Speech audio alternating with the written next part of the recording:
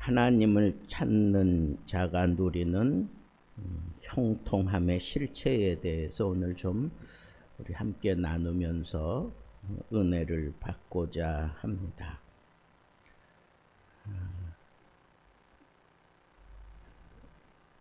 우리나라 조선의 역사 가운데에도 그 왕들 가운데 오래도록 통치했던, 그리고 모든 백성들에게 아주 유익을 주었던 그 시절이 영조와 정조 그 시대입니다.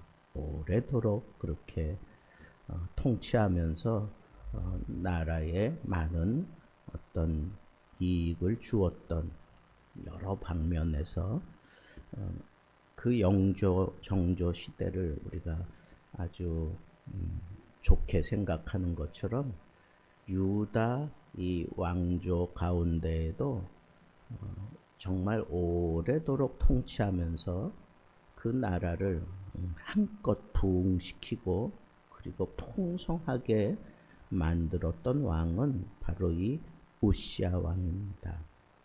이 우시야 왕은 제일 먼저 한 것이 엘롯이라고 하는 것을 건축했다 그랬는데, 이 엘롯은 오늘날의 이스라엘 남부 항구 도시죠. 항구 도시를 건축해서 도시와 항구를 다시 재건했다는 거예요. 근데 이 엘랏은 홍해 북쪽 끝에 위치한 항구입니다. 솔로몬 시대에는 이 엘랏 이 항구를 통해서 이 무역을 아주 활발하게 했던 도시입니다.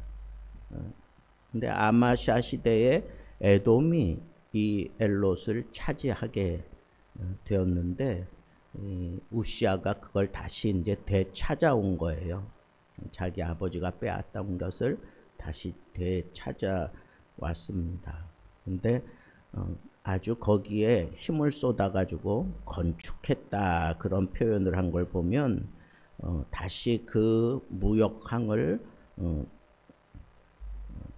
통해서 해상 교역을 아주 활발하게 만들어 내었다라고 하는 거죠. 또 그것뿐만 아니라 이 우시아가 아주 힘을 얻어가지고 블레셋 정복을 하게 됩니다. 가드, 암니아, 아스돗 무너뜨리고 그 지역에 성읍을 건축했다 하는 얘기는, 거기에 유다 백성들이 주둔군을 거기에 세워가지고 그 지경을 다스렸다라고 하는 거죠. 블레셋 주요 도시들인데 그 도시들을 점령해서 유다로 보면 이 서쪽 그 국경을 아주 튼튼하게 그렇게 만드는 거죠. 블레셋은 우리가 잘 아는 대로 이스라엘과 아주 끊임없이 전쟁을 일으켰던 나라인데, 이 블레셋을 아주 강력하게 지배했던 왕이 바로 이 우시야 왕입니다. 완전히 제압한 거죠. 또 아라비아와 마온 사람들을 정복했다 그랬어요. 이 아라비아는 그 에돔 근처에 유목민족을 아라비아인이라 그렇게 얘기를 하고, 유다의 이 남쪽 국경을 위협했던 그런 나라인데, 서쪽을 정복하고 이제는 이 남쪽을 정복을 합니다. 마온 사람들이 나오는데, 이 마온 사람들은 남유다 변방에서 활동하던 부족입니다. 다윗 시대에도 등장했던 유목민들인데, 이 우시아는 남쪽 국경을 안정시키고, 그리고 그 남쪽에는 이 사막 지역들이 이렇게 포진되어 있는데, 이 사막 지역에 물을 끌어들이고 그리고 그 사막을 개발해 가지고 아주 농업에 아주 특별한 그런 솜씨를 발휘해서 그 사막을 살 수 있는 지역으로 그렇게 만들어 놓았던 그런 왕입니다. 두루두루 뭐 하여튼 재능을 발휘하고 있는 것을 볼 수가 있어요. 그리고 이 암몬 사람들에게 조공을 받아요. 조공을. 요단강 이 동쪽에 위치한 나라인데, 이 암몬은 이제 우시아의 영향력 아래 들어가서 이 암몬도 조공을 바치는, 다윗 이후로 유다 왕이 암몬에게 조공을 받은 것은 거의 없었는데, 이 우시아가 조공을 받을 정도로 아주 암몬을 확실하게 그렇게 정복을 했지요. 자, 이처럼 이 우시아는 나라의 힘을 가지고 남쪽, 서쪽, 동쪽, 그다음 남서쪽까지, 엘랏 항구가 남서쪽에 있으니까 한마디로 얘기하면 사방으로 다 그냥 나라의 영향력을 이렇게 확장해 갔던 것을 볼 수가 있습니다. 아마 다윗 이후로 가장 넓은 영토를 확보했던 아주 강성한 왕이 바로 이 우시아입니다. 그런데 이 우시아를 하나님께서 도우실 때 기이하게 도우셨다, 그런 표현을 마지막 절에 그렇게 하고 있는데, 그가 이렇게 강성해져서 동서남북으로 먼 데까지 이렇게 다스릴 수 있을 만큼 아주 그 세력을 확장해 가는 동안 하나님께서 그를 기이하게 도우셨다. 기이하다 하는 얘기는 히브리어로 팔라인데, 이것은 인간의 능력을 뛰어넘는 놀라운 역사를 표현할 때 쓰는 거예요. 하나님의 초자연적인 그런 개입과 복을 의미하는 겁니다. 출애굽기 15장에도 하나님이 이스라엘을 위해서 행하신 기적을 나타낼 때 바로 이 팔라라고 하는 단어를 썼거든요. 그렇다고 하면 정말 놀라운 그런 도우심을 하나님이 우시아에게 베풀어 주셨다라고 하는 것을 우리가 알 수가 있습니다. 그래서 그는 이 군사력으로도 아주 강력해졌어요.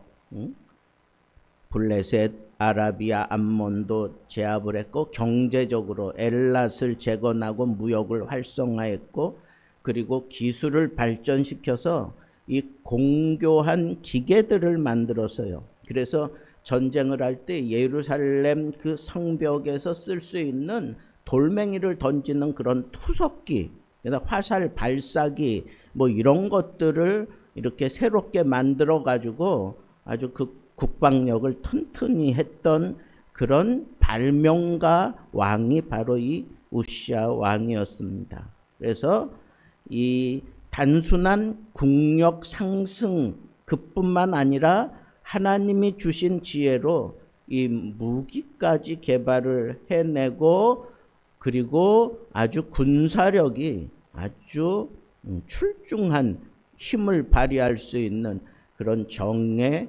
부대화가 그렇게 딱 정리되었던 것을 볼 수가 있습니다. 자, 이처럼 이 우시아 왕은 정말 농업에도 소질이 있고, 그 다음에 그 사막을 개간을 하고 무기를 고안해서 만들어내는 일에 동참을 하고, 마치 우리나라의 세종대왕이 여러 면으로 아주 출중한 그런 재능을 보였던 것처럼 이 우시아 왕도 아주 다방면으로 참 출중했던, 지혜가 뛰어나고 솜씨가 참 대단했던, 그리고 그 업적을 이루어내는데 아주 전천후적으로 이루어냈어요. 뭐 한 번도 꺾이지 아니하고 계속해서 그래서 나라를 정말 모든 면에서 튼튼하게 만들었던 왕인데 어떻게 하나님의 기이한 도우심까지 얻어내고 이렇게 평안할 수 있었을까? 형통할 수 있었을까? 여기 보면 오늘 말씀에 그 대답이 나오는데 거기 보면 이 우시야 왕이 여호와를 찾는 동안에는 하나님께서 형통하게 해주셨다 그랬어요. 여호와를 찾는 동안. 그런데 그 여호와를 찾는 그 모습이 두 가지로 나타나는데 첫째는 자기 아버지가 선한 행동한 것을 그대로 답습했어요. 그러니까 선한 행동을 하고 또 하나는 그에게 하나님께서 허락해 주신 그 스가랴라고 하는 그런 선지자가 있어요. 그래서 스가랴가 사는 날에 정직하게 행하고 하나님을 찾았다 그랬어요. 그러니까 이 우시야가 이렇게 52년 동안 이렇게 통치를 하면서 이 나라를 형통케 하고 부강하게 만들어 내는 그런 왕으로 이렇게 자리하기까지 그 형통함의 그 배경이 뭔가 스가랴가 사는 날 동안 여호와를 찾았고 여호와를 찾을 동안에는 하나님께서 그를 형통하게 해 주셨다. 그런데 그 형통함의 모습이 그게 삶으로 그대로 표현되어지도록 하나님 앞에 선하게 그렇게 행동을 했던 것을 볼 수가 있습니다. 그래서 저는 무엇보다도 중요한 건 하나님을 찾는 거예요. 하나님을 찾는 거. 하나님을 찾으면 형통한다. 이게 오늘 말씀의 핵심이에요. 하나님을 찾으면 형통한다. 여러분, 잘 나갈 때 이 우시야 왕은 뭐 승승장구했어요. 모든 면에서 승승장구했는데 그렇게 잘 나갈 때 사람들이 느슨해지고 해이해지기 쉬운데 이 우시야는 그러지 않았어요. 잘 나갈 때 그때도 하나님 찾는 일을 게을리하지 않았어요. 이 스가랴가 선지자가 살아있는 동안 이 얘기는 뭐예요? 선지자를 통하여 지도를 받고 하나님을 구하는 그런 모습으로 살아가는 동안에는 하나님께서 그를 형통하게 해 주셨다라고 하는 것을 알 수가 있는 거죠. 그렇습니다, 여러분. 여러분들이 하나님을 찾는 데 있어서 필요 조건이 뭐냐? 내 스스로 내가 하나님을 잘 찾는 건 참 어려워요. 특별히 어떤 중차대한 일을 맡고 있을 때에는 이처럼 하나님이 보내시는 선지자가 필요해요. 선지자를 의뢰하라 형통하리라 그랬어요. 선지자를 의뢰하는 게 바로 하나님을 의뢰하는 거예요. 여러분, 우리에게 이 영적인 지도자가 있다고 하는 것, 이것이 얼마나 큰 복인지 우리는 알 수가 없어요. 영적으로 그렇게 우리들을 다스릴 수 있고 우리들을 이끌어갈 수 있는 그런 지도자가 있다면 그 지도자의 그늘 아래서 우리는 곁길로 가지 아니하고 온전한 길을 행하며 하나님께 복을 받는다. 그래서 형통하다. 그리고 하는 일마다 다 잘 된다.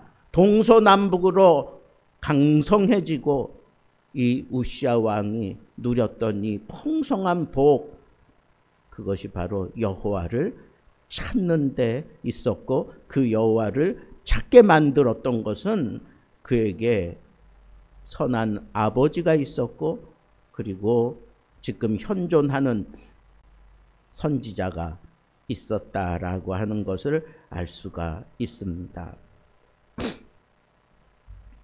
여러분, 이렇게 형통함을 누리는 그런 삶은 대적을 이기는 삶이에요.